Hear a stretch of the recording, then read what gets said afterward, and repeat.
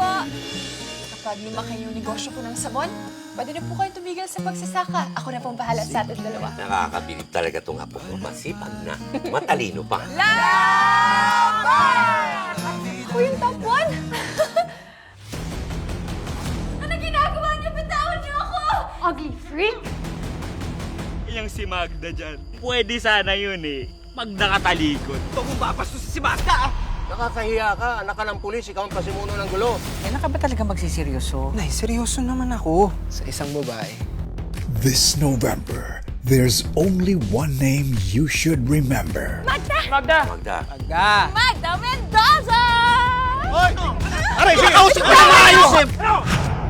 Ako nga pala si Miguel. Miguel Villarica. Ako si Magda. That's a beautiful name. Ready to love. Binigyan ka ng kaunting atensyon, naniwala ka na? Mahirap mang paniwalaan na may magkakagusto sa akin. Kung gusto mo ng boyfriend, sana sinabi mo sa akin.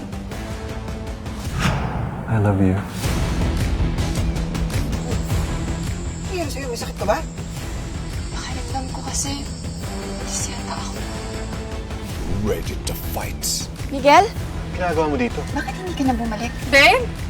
Girlfriend mo siya? Sinungaling ka, Miguel! Pinagkatiwalaan kita! Ilabas niyo yung babae na to. Hindi, Miguel! Itong si Miguelito, concern na concern kay Magda, oh. Hindi niya pwede gawin to sa'yo. Talagang pumunta pa kayo dito? Galangin niyo naman yung lolo ko! Umalis na kayo dito! Umalis kayo dito! After hearing the testimony of the complainant, we find Magdalena Mendoza guilty of assault. Magbabayaran ka na to! Kailangan mong ilagay ang hustisya sa mga kamay mo. Ikaw ang dapat maging karma nila. Kasalanan mo to eh! Umalis ka na bago pa kita mapatay!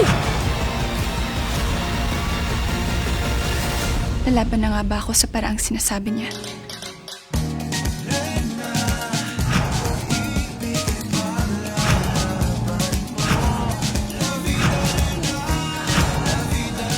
La Vida Lela. See it first on I Want TFC.